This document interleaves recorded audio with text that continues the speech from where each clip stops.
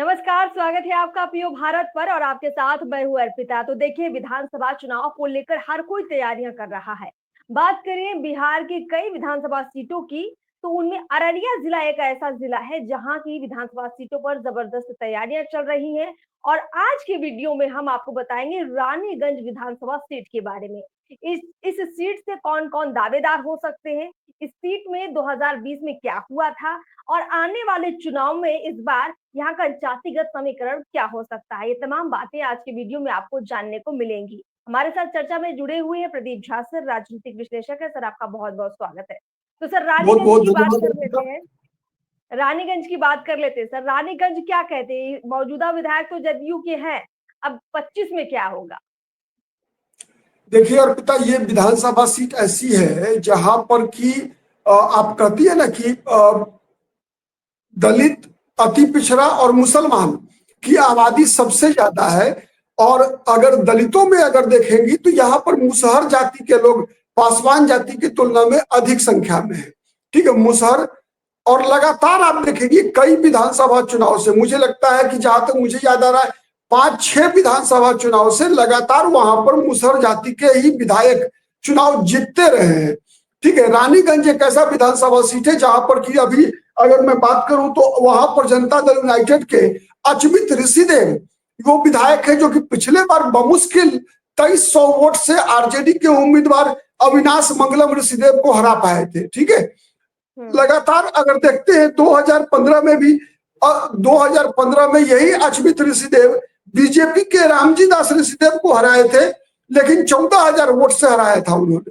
ठीक है, तो एक बात तो तय है कि जब बीजेपी और जदयू मिल जाती है वहां पर तो फिर ताकत बढ़ जाती है। तो चूंकि उसका कारण है कि अति पिछड़ी जाति की संख्या है, आबादी है वहां पर, मुसहर जाति की आबादी है, तो इन सब आबादी जातियों के कारण जो है वहां पर जदयू और भाजपा का जब अलायंस होता है तो मजबूती मिलती है। नंबर 1। नंबर 2 क्या है कि इस बार, पिछली बार आपको याद होगा कि चिराग पासवान वहां पर अलग से लड़े थे।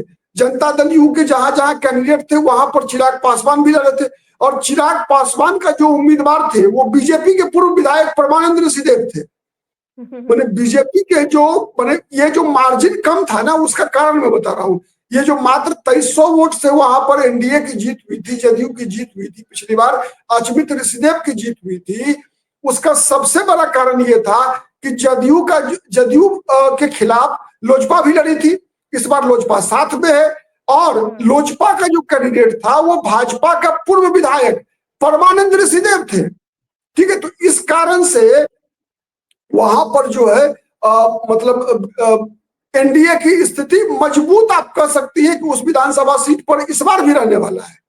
ठीक है, हाँ, उम्मीदवारों की भी बात कर लेते हैं। उम्मीदवारों की बात कर लेते हैं। तमाम दर्शक जरूर जानना चाहेंगे कि इस विधानसभा सीट में कौन कौन दावेदार हो सकते हैं। चूंकि मौजूदा विधायक जदयू का है, तो क्या इस बार ये सीट जदयू के हिस्से ही आएगी, जदयू को ही टिकट इस सीट से मिलेगा, या फिर बीजेपी और लोजपा में किसी को मिल सकता है?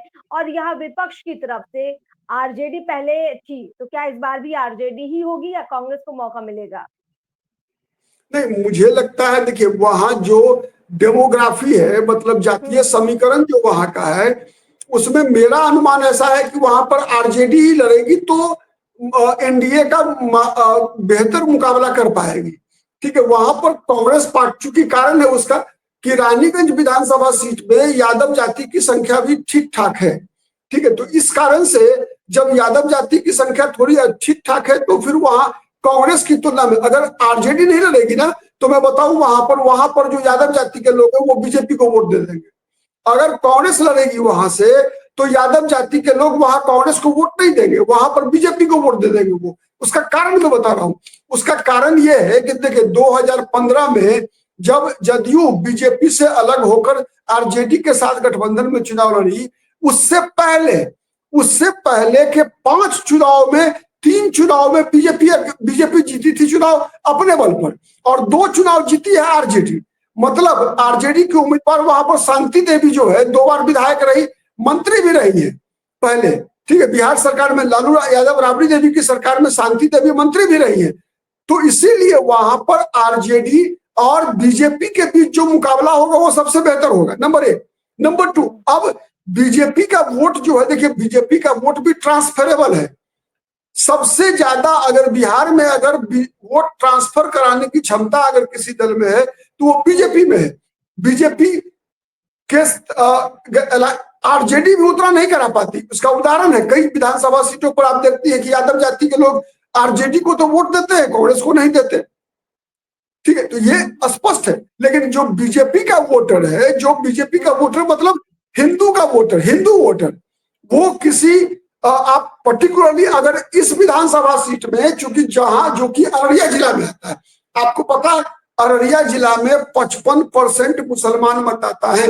वैसे रानीगंज में संख्या औसत कम है मुसलमानों की, लेकिन ठीक है पूरे प्रदीप जी। अररिया जिला में हाँ हाँ मुसलमानों हाँ। की आबादी 55% है लगभग।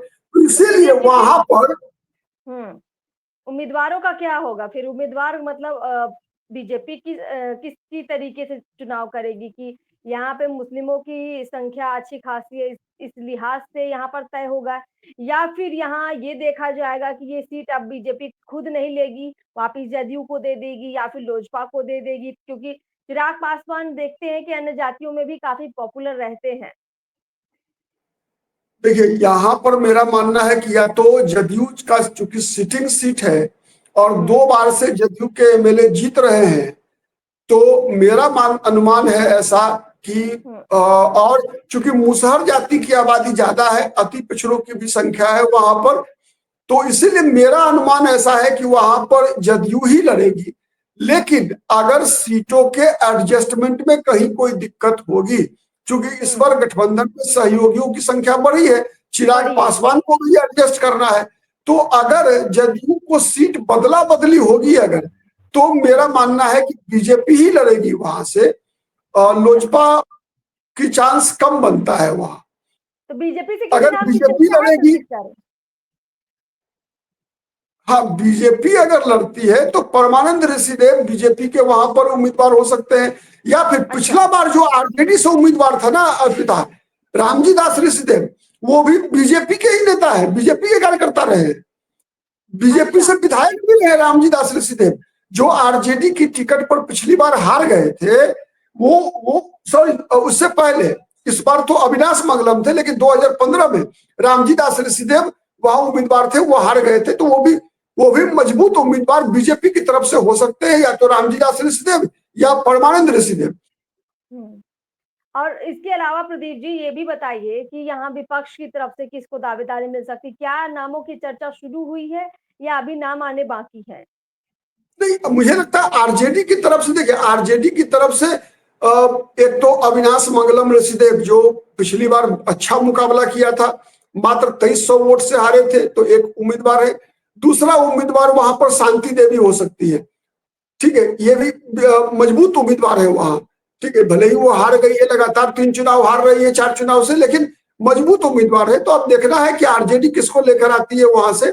लेकिन जो भी लड़ेगा महागठबंधन में, मेरा मानना है कि वहां आरजेडी ही ज्यादा उम्मीद है कि लड़े, या फिर एक स्थिति बन सकती है कि अगर पप्पू यादव अगर कांग्रेस पार्टी में शामिल हो जाते हैं और पप्पू यादव खुलेआम कांग्रेस के लिए प्रचार करते हैं, तो उस क्षेत्र में पप्पू यादव का भी प्रभाव है, ठीक है। इसीलिए अगर ऐसा होता है तो हो सकता है कि वो सीट पप्पू यादव के कारण कांग्रेस के खाते में चला जाए, ये संभव है।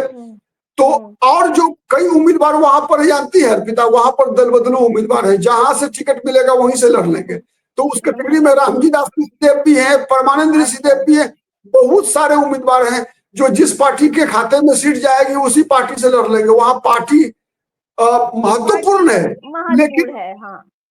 पार्टी महत्वपूर्ण है, इस बात में कहीं कोई दो मत नहीं है, लेकिन है क्या ना कि वहां की राजनीति में मतलब चेहरा कोई कहेंगी आपकी, जैसे अररिया लोकसभा है, तो लोकसभा में आप ये दावा से कर सकती है कि वहां पर शाहनवाज आलम जो है वो बीजेपी में नहीं आएंगे, वो और किसी पार्टी में चले जाएंगे, बीजेपी में नहीं आएंगे। वैसे ही प्रदीप सिंह के बारे में जो बीजेपी के सांसद है अररिया से, आप ये नहीं कह सकती कि वो दल बदलू है, ठीक है, लेकिन और लोगों के बारे में ऐसा कहना बहुत मुश्किल है। अररिया में कौन कब किस पार्टी में है ये कहना बहुत ही मुश्किल है अररिया जिला में, सब के सब मौका परस्त वाली स्थिति है। ठीक है प्रदीप जी, कुल मिला के अगर रानीगंज की बात करें तो रानीगंज में जो 2-4 नाम आपने गिनाए, माना यही जाए कि इन्हीं नामों में फाइनल नाम तय किए जाएंगे दोनों गठबंधन की तरफ से, और इस बार हो सकता है कि जदयू ये सीट बीजेपी को दे दे, बीजेपी खुद इस पर चुनाव लड़े।